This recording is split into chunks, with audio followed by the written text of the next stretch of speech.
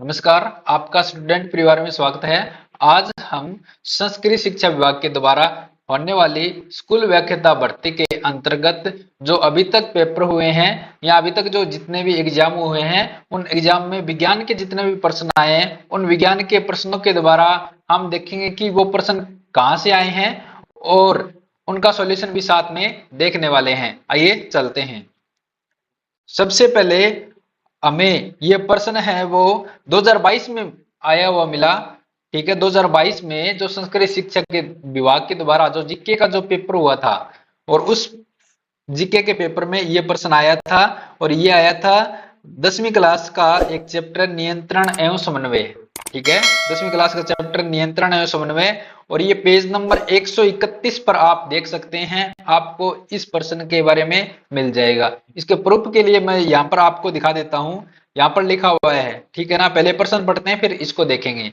मस्तिष्क का वह भाग जो स्वैच्छिक क्रियाओं की परिशुद्धि तथा शरीर की सह स्थिति तथा संतुलन के लिए उत्तरदायी है। इनमें से ऑप्शन दे रखे हैं मेरुरज्जु, परमस्तिष्क, अनुमस्तिष्क, मेडुला। इनमें से क्या आंसर होने वाला है? ठीक है, तो इसको देखने के लिए हम 10वीं क्लास की जो पेज नंबर 131 है एनसीईआरटी वहां पर चलते हैं। और ये देखो, आप देख सकते हो पीछे लोगो लगा हुआ है एनसीईआरटी का। एनसीईआरटी से मैंने उठाया, यहाँ से ये प्रश्न आया था।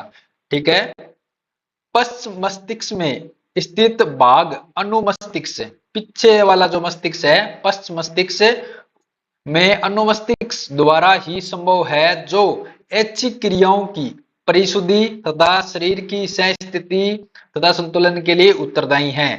ठीक है ना। इसका आंसर क्या होगा फिर? अनुमस्तिष्क होने वाला है। क्या होने वाला है? अनुमस्तिष्क होने वाला है। ठीक है ना। इसका आंसर क्या हो जाएगा? अनुमस्तिष्क। ठीक है, अगला प्रश्न है 2022 में जो जीके का पेपर था संस्कृत शिक्षा विभाग के द्वारा जो पेपर हुआ था उस पेपर में ये प्रश्न आया था। 61 नंबर प्रश्न था। ठीक है, और ये क्लास 10 की जो एनसीईआरटी है और उस एनसीईआरटी के पेज नंबर 78 से ये प्रश्न उठा था और चैप्टर का नाम था कार्बन और उसके यौगिक नाम थे।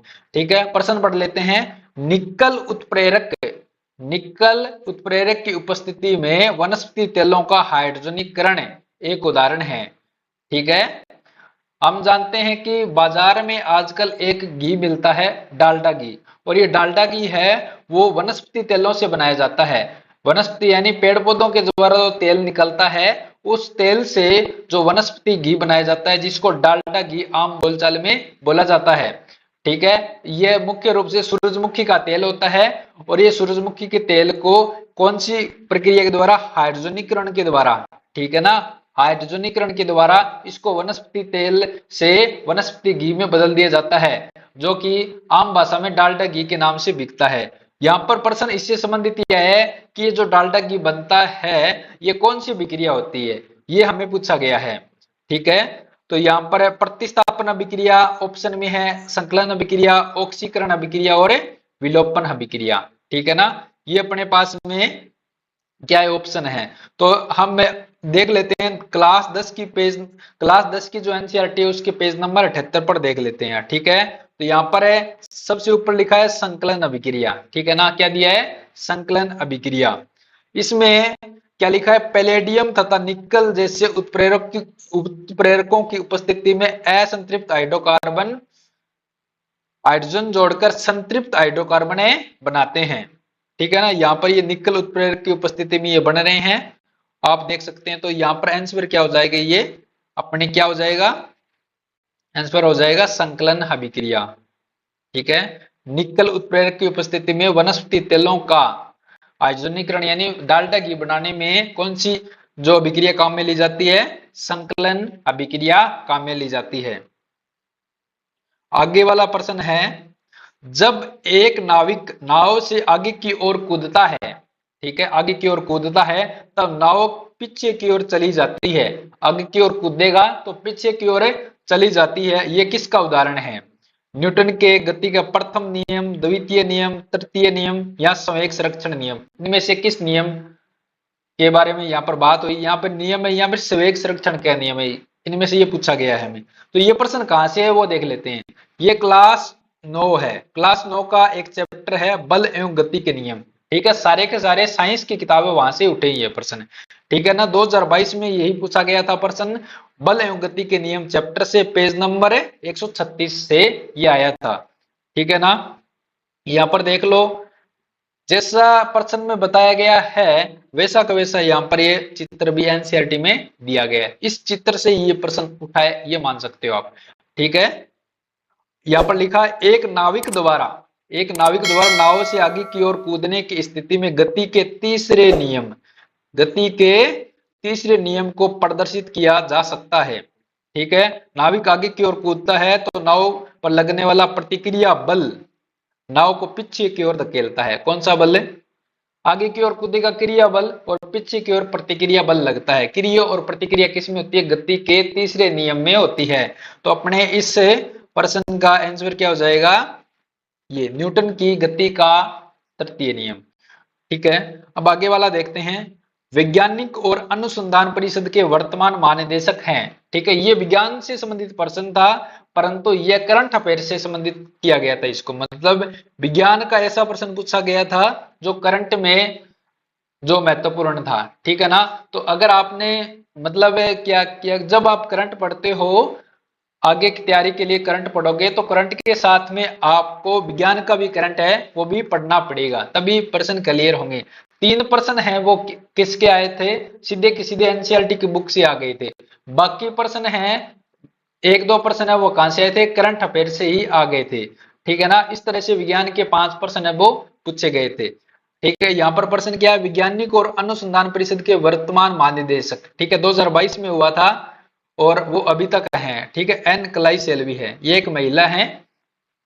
ठीक है, जो कि वर्तमान में क्या है? महानिदेशक है इसकी। और इसके अध्यक्ष पूछ ले, इसके अध्यक्ष कौन होते हैं? इसका शॉर्ट में नाम होता है CSIR। ठीक है ना, CSIR। इसके अध्यक्ष पूछ ले तो अब भी कौन है? नरेंद्र मोदी है। अभी तक हमने जो प्रश्न देखे वो सारे के सारे के 2022 में आए हुए प्रश्न थे, जिसमें से एक प्रश्न हमने ये देखा था कि ये करंट अफेयर से संबंधित था। बाकी प्रश्न सीधे सीधे 9th और 10th की एनसीईआरटी से आए थे।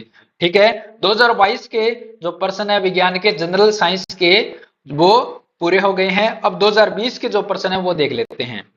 2020 में जो जीके का पेपर हुआ था, किसके लिए? स्कूल व्याख्याता के लिए जो हुआ था, उसके जो प्रश्न है वो देख लेते हैं। ठीक है ना, कार्बन के किस अपरूप में परमाणु पटवाल के आकार में व्यवस्थित होते हैं? ऐसा प्रश्न सामान्य शिक्षा की जो स्कूल व्याख्याता भर्ती हुई थी और उसका जो एग्जाम हुआ था जीके, उसमें भी पूछा गया था। ऐसा कैसा प्रश्न यहाँ पर आ गया? ये 2018 में उधर पूछा गया था। और इससे संबंधित अगर आप स्कूल व्याख्याता सामान्य शिक्षा की तैयारी कर रहे हैं तो उससे संबंधित जितने भी पुराने प्रश्न हैं जो विज्ञान के संबंधित या फिर जनरल साइंस से संबंधित है, उनको देखने के लिए आप स्टूडेंट परिवार के ये जो चैनल है इस पर चैनल पर जाएं। वहां पर आपको तमाम वीडियो वो मिल जाएंगे, जिसमें हमने प्रूफ के साथ में सब कुछ इनका सॉल्यूशन किया है। ठीक है, तो यहाँ पर पूछा गया कार्बन के किस अपरूप में परमाणु फुटबॉल के आकार में व्यवस्थित होते हैं? तो ये भी एनसीईआरटी से उठा है। ठीक है, क्लास 10 की एनसीईआरटी पेज नंबर 67 से उठा है। यहां पर लिखा है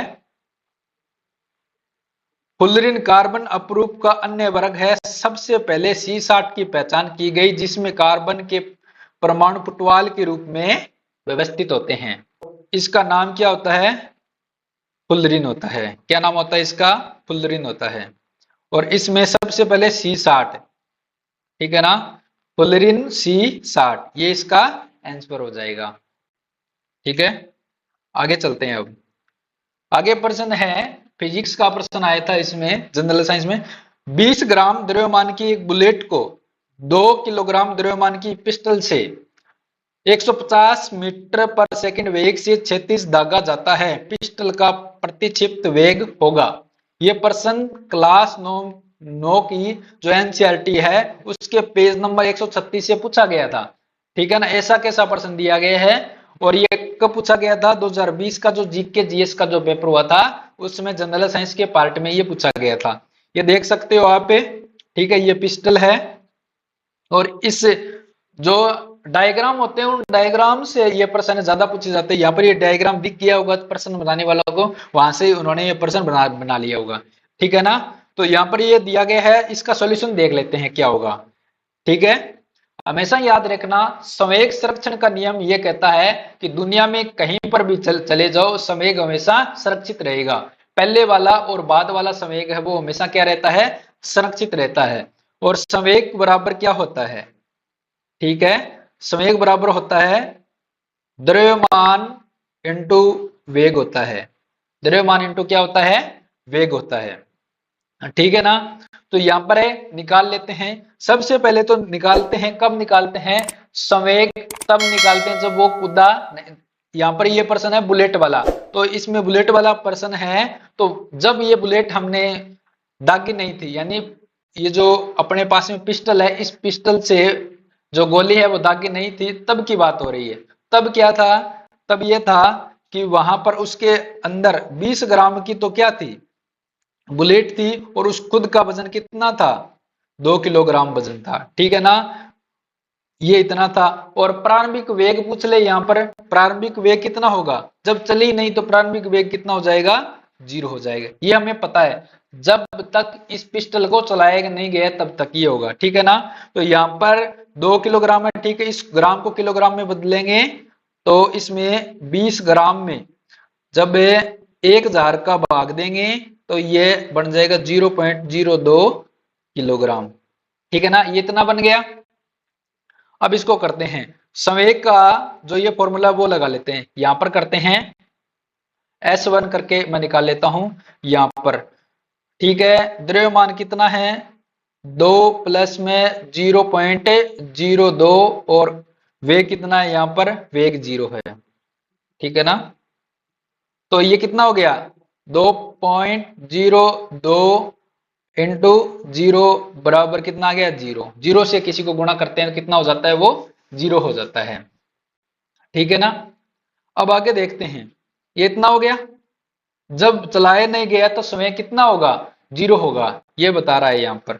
अब चलाने के बाद में समय कितना हो जाएगा, चलाने के बाद में संवेग है वो कितना हो जाएगा, ये देखते हैं। ठीक है, चलाने के बाद में संवेग अगर हम निकालते हैं तो यहां पर बताया गया है, ठीक है ना। तो बुलेट का वजन कितना है, इसका द्रव्यमान कितना है, 20 ग्राम है, और किस वेग से चलाई गई इसको, 150 मीटर पर सेकंड से। तो इसका निकालते हैं सबसे पहले, 0.02 ये किलोग्राम हो गया, इंटू वेग कितना है, 150 है, प्लस में, ठीक है, प्लस में क्या करना है हमें, 2 किलोग्राम की क्या है, पिस्टल है, और उसमें वेग कितना होगा, वेग यहां पर हमें पूछा गया है, वेग यहां पर हमें पूछा गया है। ठीक है, तो बराबर इसको गुणा किया, ये कितना हो जाएगा, इतना आ जाएगा 3.00। ठीक है, 15 दुआ 30 आ जाएगा, और एक जीरो इधर आ जाएगा, और 2 छोड़ करके हमने पॉइंट लगा दिया, 3.00 प्लस में 2v। ठीक है ना। तो S2 इतना आ गया, यानी संवेग 2। इसे हमने ऐसे S1 S2 हमने प्रश्न को हल करने के लिए बना लिए। अब देखो, संवेग संरक्षण नियम के बारे में मैंने बताया था कि संवेग पहला और बाद वाला हमेशा क्या होता है, हमेशा बराबर होगा। यानी S1 और S2 क्या होंगे, बराबर होंगे ना। तो S1 कितना था, 0 था, और ये कितना, 3 प्लस में और 2v। ठीक है ना। इस 3 को इधर भेज दूंगा तो ये हो जाएगा माइनस का, इधर बन जाएगा 2v, और इधर फिर v हो गया, तो ये -3/2। ठीक है ना। यानी 3 में जब 2 का भाग देंगे, 3 में 2 का भाग देंगे तो कितना आ जाएगा, -1.5v। यहां पर वेग कितना होगा, यहां पर ये जो प्रतिक्षिप्त वेग है वो कितना आ जाएगा, 1.5 माइनस में। ये माइनस में क्यों आ रहा है, क्योंकि आगे की तरफ तो बुलेट चली गई और पीछे की ओर ये धक्का लगाया ना, पीछे की ओर जो धक्का लगता है वो यहां पर आया, जो वेग पीछे की ओर लगता है वो। ठीक है ना, इसलिए माइनस में आया है। ये आप देख सकते हैं ऐसा कैसा यहां पर है। ठीक है, आगे है, एक KWH का जूल में मान कितना होगा। एक यूनिट दी गई है। ठीक है, हमारे घरों में जो लाइट आती है, बिजली आती है, उस बिजली या लाइट का जो मापने का तरीका क्या होता है, यूनिट में मापा जाता है और एक यूनिट को इस तरह से लिखा जाता है। ठीक है ना, एक यूनिट को इस तरह से लिखा जाता है। अब इसने पूछा है, प्रश्न क्या आया था, एक के डब्ल्यू एच, एक यूनिट को जूल में कैसे लिखोगे, ये प्रश्न आया था। और ये क्लास नौवीं की पेज नंबर, क्लास नौवीं की एनसीईआरटी की पेज नंबर 175 पर था। कब पूछा गया था, 2020 में पूछा गया था। तो सबसे पहले यहाँ पर देख लेते हैं, ये आप देख पाओगे यहाँ पर। ठीक है ना, कितना निकाला गया है ये यहाँ पर देख सकते हो। एक बार निकाल के और देख लेते हैं इसको। यहाँ पर है 1 किलोवाट और इंटू घंटा। 1 किलो मतलब इसके आगे किलो का मतलब होता है 1000, किलो का मतलब कितना होता है 1000। 1 किलो में कितने ग्राम होते हैं, 1000 ग्राम होते हैं। उसी तरह 1 किलो वाट में 1000 वाट हो जाएंगे। 1000 वाट इंटू 1 घंटे में कितने सेकंड होंगे, 1 घंटे में कितने सेकंड होंगे, 60 गुणा 60। ठीक है ना, 3600। तो 1000 गुणा 6 36, 3600 आ जाएगा और बराबर है 36, और ये 36 लाख हो गई। ठीक है ना, 36 लाख जूल। ठीक है ना, तो इनमें से क्या हो जाएगा फिर, 36 लाख जूल और कित 10 की घात 6 बनानी है। तो 1 2 3 4 5 है, एक आगे वाला कर लो, यानी 10 की घात 6 एक हो गई और 3.6, 3.6 गुणा 10 की घात 6 जूल। ये ऐसा है। परंतु आपको क्या करना है, जब आप नोट्स पढ़ोगे तो ये जो है ये रट लेना है। ठीक है ना, ये सीधा कैसे निकालने का टाइम नहीं होता उधर, तो इसको रट लेना है। एक यूनिट में घरों में जो आप बल्ब जलाते हो या अन्य कोई कूलर वगैरह चलाते हो तो वहां पर 1 यूनिट आता है, और उस 1 यूनिट में आपको पूछ ले कितने जूल होते हैं, कितने जूल होंगे उसमें, उसमें कितने जूल होते हैं, 36 लाख जूल होते हैं। यहाँ पर 3.6 गुणा 10 की घात 6 जूल होते हैं। ठीक है ना, यहाँ पर देख सकते हो। घरों में, उद्योगों में, व्यवसायिक संस्थानों में व्यय होने वाली ऊर्जा यानी जो विद्युत ऊर्जा है को प्रति किलोवाट घंटा में व्यक्त करते हैं। उदाहरण के लिए 1 महीने में उपयोग की गई विद्युत ऊर्जा को यूनिट के रूप में व्यक्त करते हैं। ठीक है ना, 1 यूनिट का अर्थ कितना होता है, 1 kWh होता है। आगे है, कौन सा हार्मोन पादप वृद्धि का संदमन करता है, यानी ऐसा कौन सा हार्मोन जो पादप की वृद्धि जो हो रही है उसको रोक देता है।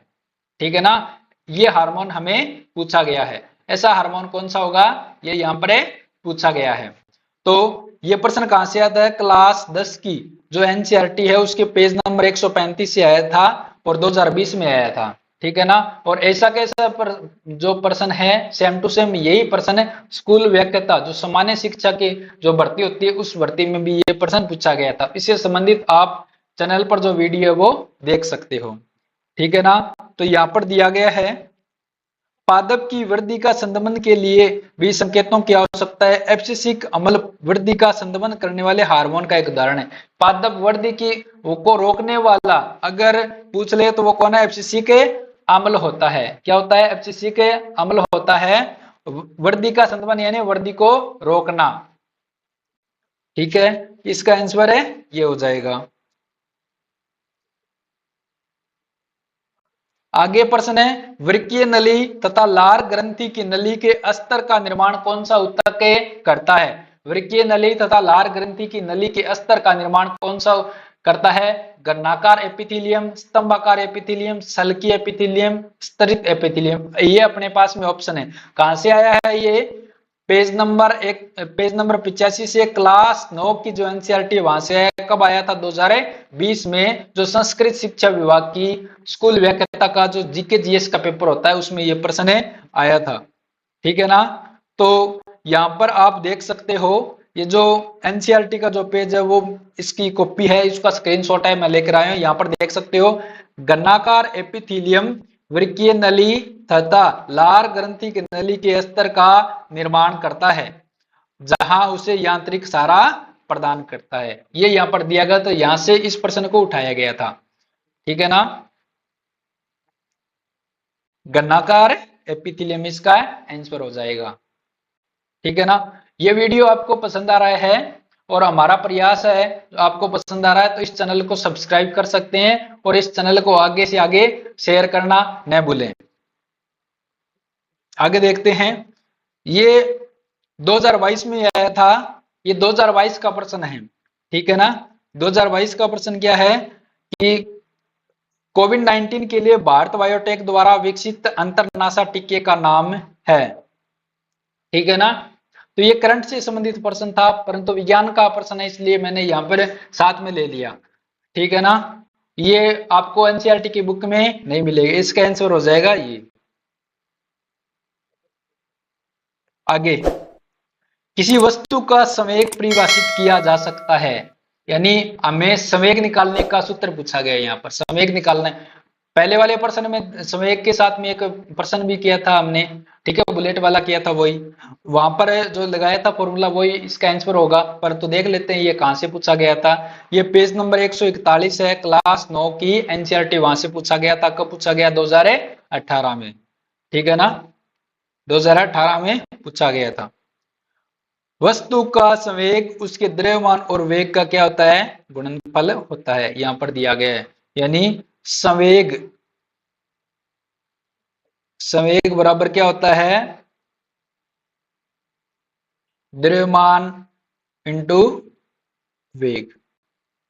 ये देखना है हमें, ये कहां पर है, ठीक है, ये देखना था, द्रव्यमान इंटू वेग, ठीक है। सी इसका आंसर हो जाएगा। आगे देखते हैं हम।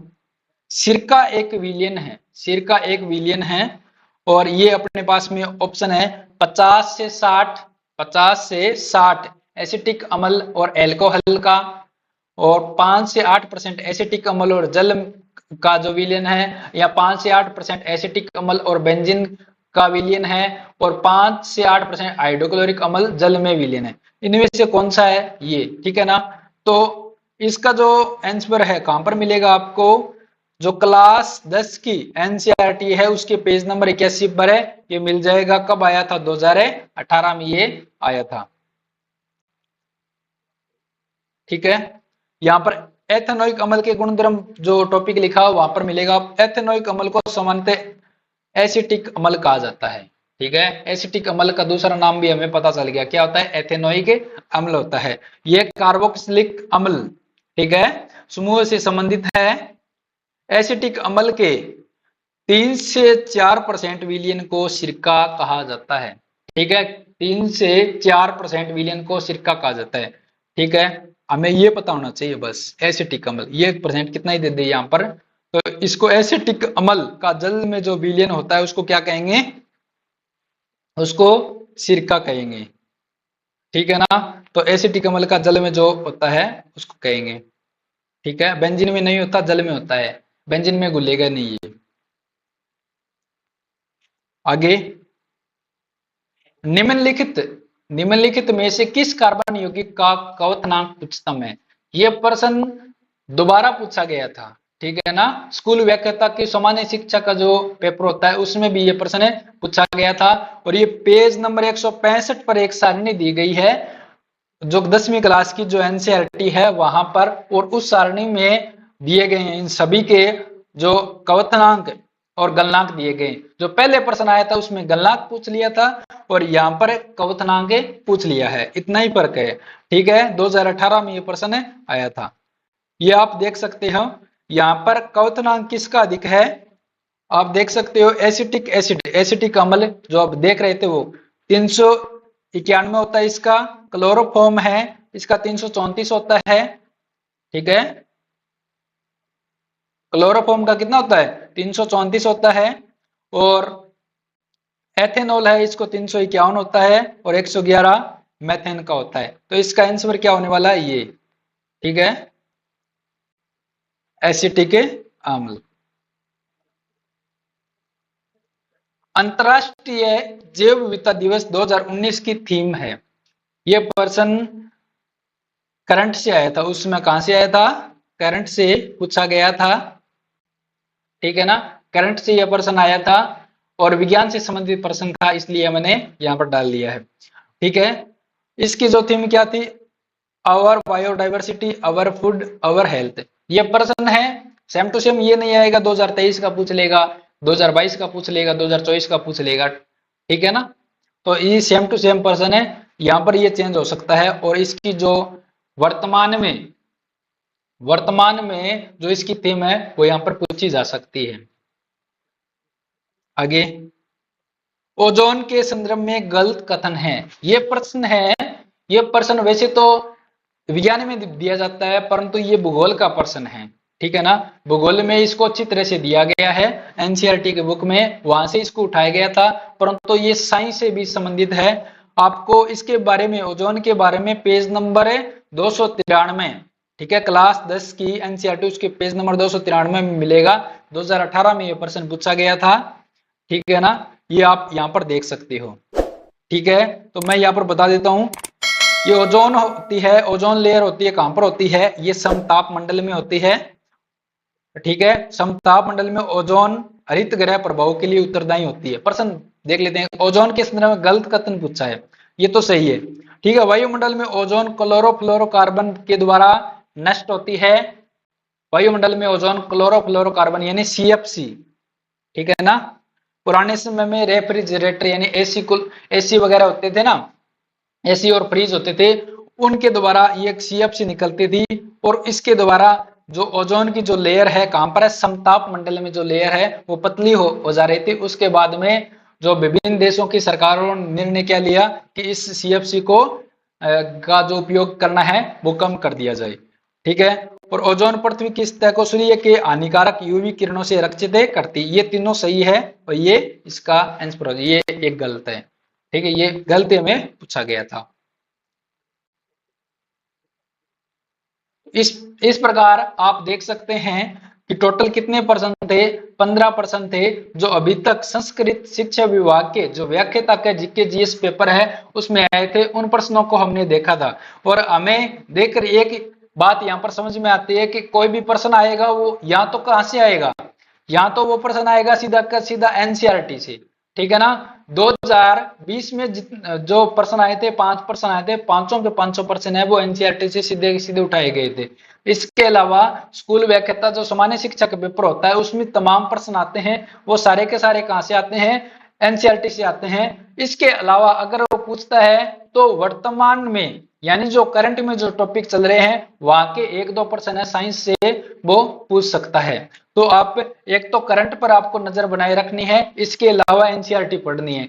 आपको किससे किनारा करना है, जो बाजार में महंगी महंगी जो गाइडें होती है उनसे आपको किनारा करना है, उनका उपयोग नहीं करना है। अगर आपको ये वीडियो पसंद आया है, हमारा प्रयास आपको पसंद आया है, तो इस चैनल को सब्सक्राइब कर सकते हैं, इस वीडियो को लाइक कर सकते हैं। इसके अलावा इस वीडियो से संबंधित जो पीडीएफ है उसको प्राप्त करने के लिए आप हमारे स्टूडेंट परिवार नाम से टेलीग्राम ग्रुप से भी जुड़ सकते हैं। और टेलीग्राम ग्रुप में जो आपकी प्राइवेसी है उसको भी सुरक्षित रखा गया है, क्योंकि सारे के सारे उसमें मेंबर है वो हाइड किए गए हैं। आप आसानी से उसमें जुड़ सकते हैं। आपको लिंक है वो डिस्क्रिप्शन में मिल जाएगा, या फिर टेलीग्राम पर जाकर आप स्टूडेंट परिवार को सर्च कर सकते हैं। वीडियो देखने के लिए आपका धन्यवाद।